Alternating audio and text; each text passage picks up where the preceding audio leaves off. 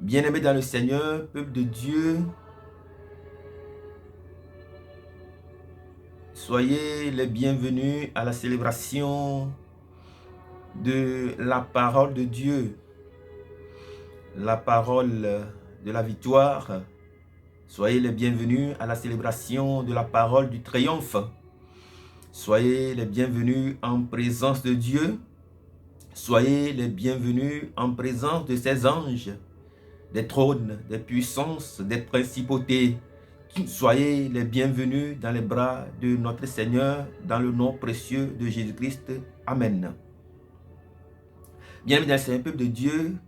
Nous allons proclamer notre foi de ce matin que nous tirons du livre des Psaumes 43, verset 3. Psaume 43, verset 3, qui déclare ceci. Envoie ta lumière et ta fidélité, qu'elle me guide, qu'elle me conduise à ta montagne sainte et à tes demeures. Envoie ta lumière et ta fidélité, qu'elle me guide, qu'elle me conduise à ta montagne et à ta demeure. Envoie ta lumière et ta fidélité, qu'elle me guide, qu'elle me conduise à ta montagne sainte et à tes demeures. Que le Seigneur nous envoie sa lumière et sa fidélité. La lumière et la fidélité de Dieu dans nos maisons. La lumière et la fidélité dans nos vies. La lumière et la fidélité de Dieu dans nos entreprises. La lumière et la fidélité dans nos familles. La lumière et la fidélité autour de nous, en nous, au fond de nous. La lumière et la fidélité dans nos chemins. La lumière et la fidélité dans nos partenariats. La lumière et la fidélité dans nos relations. La lumière et la fidélité dirigent nos pas. La lumière et la fidélité, Seigneur, ta lumière et ta fidélité. Ta lumière et ta fidélité nous accompagnent. Ta lumière et ta fidélité nous guident. Ta lumière et ta fidélité, Seigneur, nous envahissent. Ta lumière et ta fidélité nous guide. Ta lumière et ta fidélité en toutes choses et en tout temps, dans le nom précieux de Jésus. Ta lumière et ta fidélité dans la vie de nos malades. Ta lumière et ta fidélité dans la vie de tous celles qui te celles qui ne t'adorent pas, ne te louent pas, ne te bénissent pas, Seigneur, nous implorons, nous invoquons, Seigneur, ta lumière et ta fidélité sur eux, ta lumière et ta fidélité dans nos familles, ta lumière et ta fidélité, oh Seigneur, dans les rites de nos familles, ta lumière et ta fidélité, Seigneur, prennent place dans nos vies, nous guident, nous accompagnent, nous dirigent dans le nom précieux de Jésus. Bien-aimés dans le Seigneur, peuple de Dieu, soyez encore une fois les bienvenus. Aujourd'hui, nous allons très rapidement parler d'un sujet qui est en quelque sorte, entre guillemets, un effet de mode aujourd'hui. Aujourd'hui, nous allons parler des visions et des grandes révélations. Les visions et les grandes révélations, surtout. Nous allons plutôt partager nos expériences avec nous en ce qui concerne les grands moments où le Seigneur donne ces révélations et ces visions à la nature humaine. À quel moment juste Dieu se permet de se révéler à nous? À quel moment Dieu se révèle à notre humanité? À quel moment la divinité de Dieu vient croiser nos chemins? À quel moment la divinité de Dieu vient rencontrer notre humanité? C'est de cela que nous allons parler aujourd'hui. À quel moment, à quel juste moment Dieu se permet de nous rencontrer? Dieu nous révèle de grandes choses. Dieu nous donne des visions. À quel moment juste de notre vie? Bien-aimés dans le Seigneur, peuple de Dieu, je voudrais dans un premier temps nous entretenir sur le fait que nous ne sommes pas sans savoir. Lorsque nous lisons, nous parcourons toute la Bible, nous allons voir que le moment où Dieu se révèle à son peuple, le moment où Dieu donne des visions et des révélations, des grandes visions et des grandes révélations qui peuvent impacter notre génération, qui peuvent nous impacter, et impacter nos familles, impacter nos quartiers, impacter nos villages, nos villes, nos pays, nos continents. C'est dans les moments les plus durs de notre vie.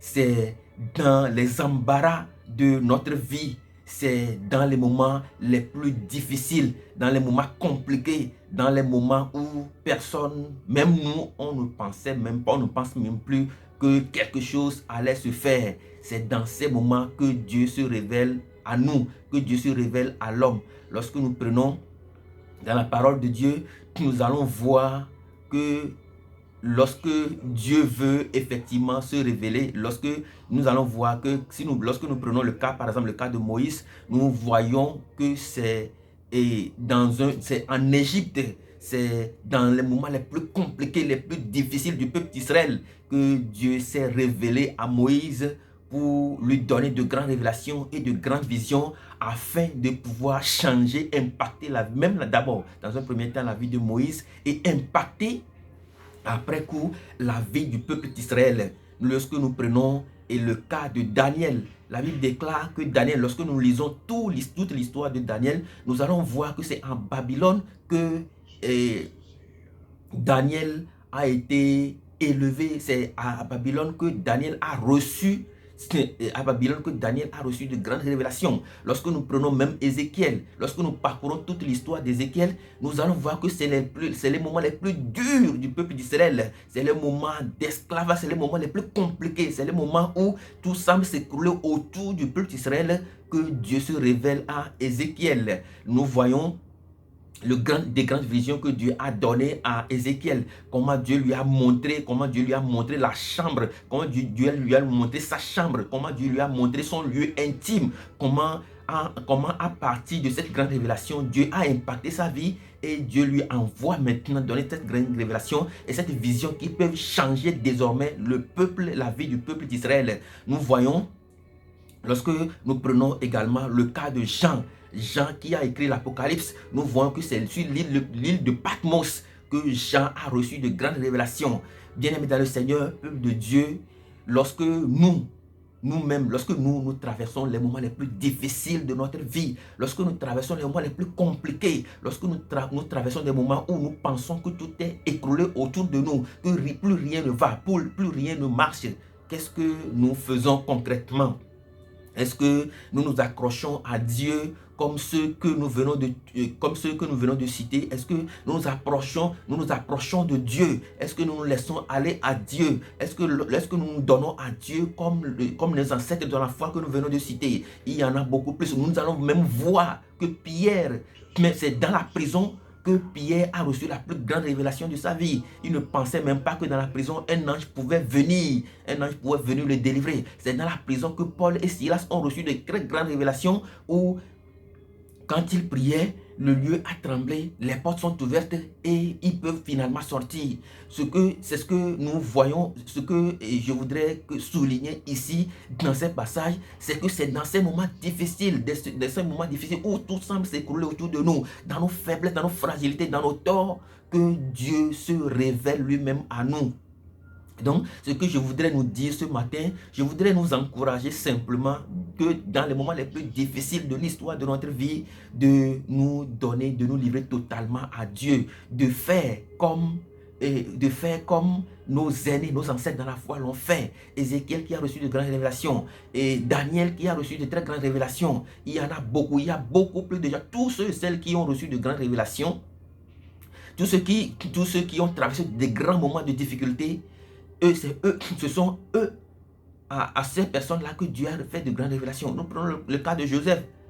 Au cas de Joseph, c'est dans la prison que Dieu lui a révélé, Dieu lui a donné en gros l'interprétation du rêve de Pharaon. Donc, c'est quand nous sommes en difficulté, c'est quand tout semble s'écrouler autour de nous, c'est dans nos difficultés que Dieu se révèle. Mais je vais ouvrir des parenthèses en disant que aujourd'hui nous rencontrons des gens dans le monde, nous rencontrons tous les jours quotidiennement des gens qui nous disent, qui nous font croire que eux ils n'ont jamais eu de difficultés, ou qui ne sont jamais en difficulté, ou qui n'ont pas de difficultés.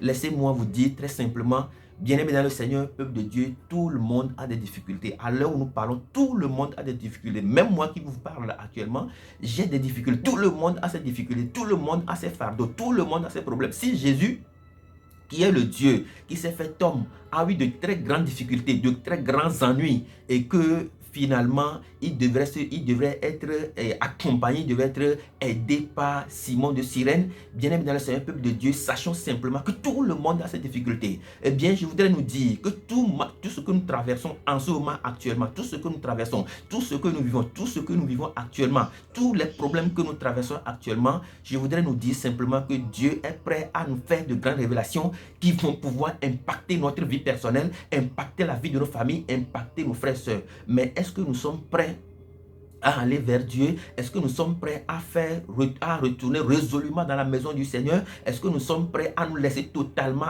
dans la main du Seigneur pour que Dieu puisse nous faire de très grandes révélations, comme à l'image de la révélation faite à Moïse qui doit finalement changer la vie de tout un peuple? Est-ce que nous sommes prêts à nous approcher de Dieu pour que Dieu puisse se révéler en nous comme il a fait à Ézéchiel? Est-ce que nous sommes prêts à nous laisser aller comme Daniel pour recevoir de telles grandes révélations, pour changer la vie de tout un peuple? Est-ce que nous sommes prêts, comme Daniel, à nous laisser aller au vent du Saint-Esprit, à la puissance du Saint-Esprit, pour que les choses puissent changer en nous? Bien-aimés dans le Seigneur, peuple de Dieu, nous traversons des moments difficiles, mais ce qui nous reste à faire, c'est de prendre un tabouret, de nous asseoir avec Dieu et d'échanger avec lui. Au lieu de nous tergiverser, au lieu de nous apitoyer sur nos sorts, sur ce qui fait le mal dans notre vie, nous pouvons très simplement aller vers Dieu comme un bon père. Comme nous allons vers nos parents, comme nous allons vers nos mamans, comme nous allons vers nos papas, nous pouvons également aller vers Dieu, à Dieu, s'asseoir avec lui, échanger avec lui. Dieu est prêt à nous faire de telles grandes révélations. Je voudrais souligner ici, en ouvrant également des parenthèses, en disant que lorsque nous voyons même de très grandes personnalités qui sont dans ce monde aujourd'hui et qui ont réussi à accomplir, à faire des exploits, réaliser des exploits dans ce monde, ce sont donc des moments les plus difficiles de leur existence qu'ils prennent, qu'ils cherchent, qu'ils s'asseyent, réfléchissent et se laissent aller pour pouvoir avoir de très grandes révélations qui impactent finalement leur vie, la vie de leur famille, les générations à venir. Bien-aimés dans le Seigneur, peuple de Dieu, si nous sommes en difficulté et que nous n'avons pas de vision, nous n'avons pas de révélation, que Dieu ne se révèle pas à nous, que nous n'avons aucune parole, que Dieu ne se révèle pas à nous, même pas dans nos rêves, même pas des révélations, même pas des visions, même pas des hommes, des gens que lui-même il nous envoie. Bien-aimés dans le Seigneur, peuple de Dieu, sachons que nos difficultés n'ont pas de sens. Sachons que ce que nous vivons, ce que nous traversons n'ont pas de sens. Ce que nous traversons auront donc de sens lorsque effectivement nous reconnaissons que nous sommes très fragiles devant cette situation et que en nous asseyant avec Dieu comme un bon père, nous pouvons avoir de lui des révélations, des conseils et des visions, de grands signaux qui puissent finalement impacter notre vie. Eh bien, lorsque ce sont des moments difficiles pour nous, asseyons-nous, discutons avec Dieu Réfléchissons pour que Dieu puisse véritablement impacter nos vies. Puisque si dans nos difficultés, Dieu ne révèle pas, Dieu ne se révèle pas, Dieu ne se donne pas, cela veut dire que nous ne sommes pas prêts nous-mêmes à quitter nos difficultés. Cela veut dire que nous ne sommes pas prêts à abandonner, à sortir de nos difficultés, à sortir de cette situation. Lorsque nous sommes prêts à sortir de cette situation, eh bien, Dieu pourra finalement se révéler à nous. Et quand Dieu se révèle à nous, il nous montre que nos difficultés n'ont plus de sens et qu'une nouvelle vie peut désormais commencer avec nous. La deuxième chose que je voudrais partager avec nous, si ce que nous traversons aujourd'hui, si dans ce que nous traversons aujourd'hui, Dieu ne se révèle pas à nous, ça veut dire qu'il y a un problème. Parce que la vision, les révélations, des choses que Dieu veut lui-même nous révéler en ces moments de difficulté, en ces moments de dures épreuves. Ce que Dieu veut nous révéler, c'est le pouvoir de la vision qui change tout. Le pouvoir de la vision. Si dans ce que nous traversons actuellement, si dans ce que tu vis actuellement, si dans ce que vous vivez actuellement, dans vos familles, dans votre vie personnelle, dans votre vie de couple, dans la vie de nos enfants, si ce que nous vivons actuellement, dans ce que nous vivons actuellement, nous n'avons pas une vision, eh bien, sachons que la vision est très importante. La vision a un très grand pouvoir. Quelle vision Dieu donne, quelle révélation Dieu donne, quel signe Dieu donne pour que les choses puissent changer totalement dans nos vies. La troisième chose, c'est que la plupart du temps, lorsque ce sont des moments de difficulté, au lieu d'accepter que ce sont des moments qui doivent changer, ce sont des moments où nous devons avoir les révélations, des visions, des signaux de la part de Dieu, lorsque nous devons nous asseoir posément, tranquillement, réfléchir, discuter, dialoguer avec Dieu, nous croyons en nos propres forces. Nous n'asseyons jamais avec Dieu, nous ne prenons jamais du temps avec Dieu et ça devient très compliqué pour nous. Et nous devenons totalement frustrés. Bien-aimés dans le Seigneur, peuple de Dieu, ce que je voudrais partager avec nous ce matin, c'est que la vision, les grandes révélations ont un pouvoir. Mais ce sont des choses que Dieu nous révèle à des moments très compliqués de notre vie. Parcourons toute la parole de Dieu. Nous allons voir à quel moment juste Dieu s'est révélé à son peuple. Et si Dieu ne se révèle pas à nous, eh bien, sachons tout simplement que nous ne sommes pas encore prêts pour quitter cette situation, pour changer de situation. Nous ne sommes pas prêts, nous n'avons pas cette volonté de changer les choses. Si nous avons cette volonté de changer les choses et que nous allons vers Dieu, le Dieu que j'adore, ma foi, nous révèle toujours de grandes choses pour changer notre vie. Le pouvoir, la vision a un très grand pouvoir, celui d'impacter notre vie personnelle, intime, nos familles, nos enfants, nos familles, nos couples, notre entourage. Cette vision peut impacter un pays, un monde. Même Hitler dans la prison, c'est dans la prison qu'il a rédigé Mein Kampf, mon combat.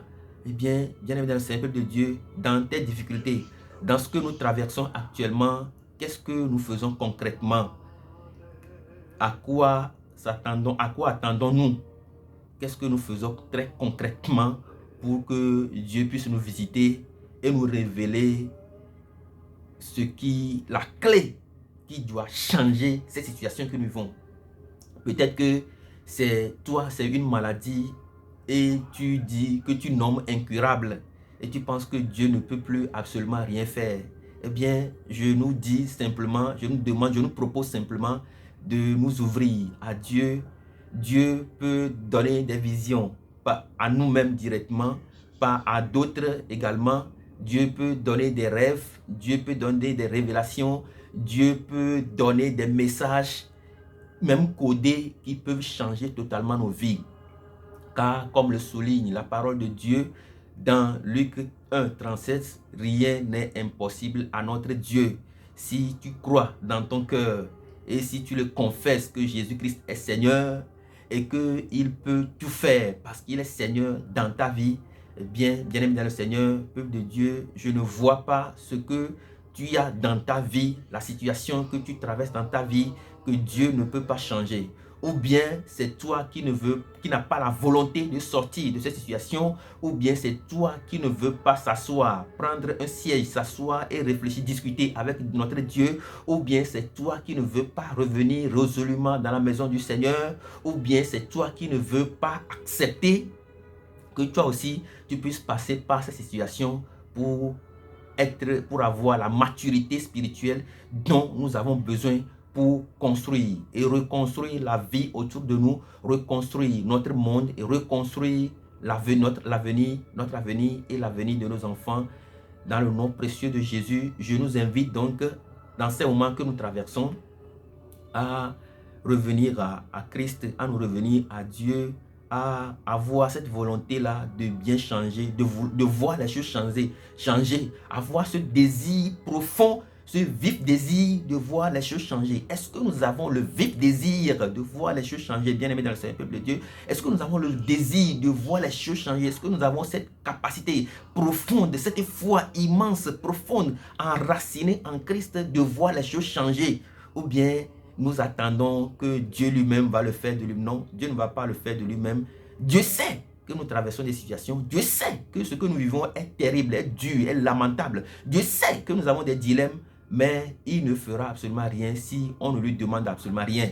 Il faut que Dieu qui nous a sauvés sans nous, Dieu qui nous a créés sans nous, il faut, comme le déclare Saint Augustin, il faut que nous sachions que nous devons également mettre la main à la pâte pour que lui, il puisse nous sauver finalement.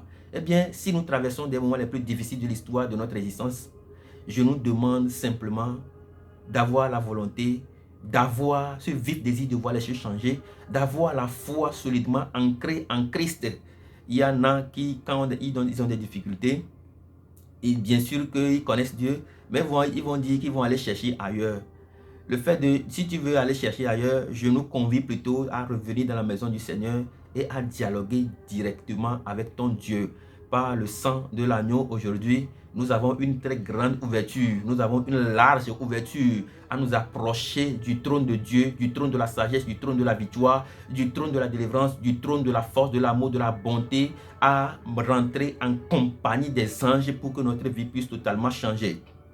Eh bien, ce matin, je prie le Dieu très haut qui envoie des anges nous servir sur la terre. Je prie le Dieu très haut, le Seigneur des Seigneurs, le Dieu souverain, le Dieu très bon, le Dieu miséricordieux qui est riche en bonté et en fidélité. Je le prie d'intervenir puissamment dans votre vie, de relâcher des milliers et des milliers d'anges célestes dans vos vies. Que le Seigneur, le très haut, le Dieu souverain, relâche des milliers et des milliers d'anges célestes dans vos vies, dans vos familles, que des cavaliers, des chars célestes soient relâchés dans vos vies, dans vos familles, afin que votre vie connaisse une transformation dans le nom précieux de Jésus. Je prie l'Éternel des armées, le Dieu saint, le Dieu l'Éternel des armées, le Dieu qui n'a jamais failli à ses combats, d'intervenir puissamment dans votre vie et d'arracher dans votre vie tout ce qui concerne, tout ce qui est maladie dans votre vie. Je prie Dieu d'anéantir, de dompter la maladie dans votre vie, d'anéantir la nature de cette maladie incurable dans votre vie, afin que vous puissiez recevoir la guérison du corps, de l'âme, de l'esprit, dans le nom puissant de Jésus. Je prie le Dieu fort, le Dieu saint, le Dieu éternel,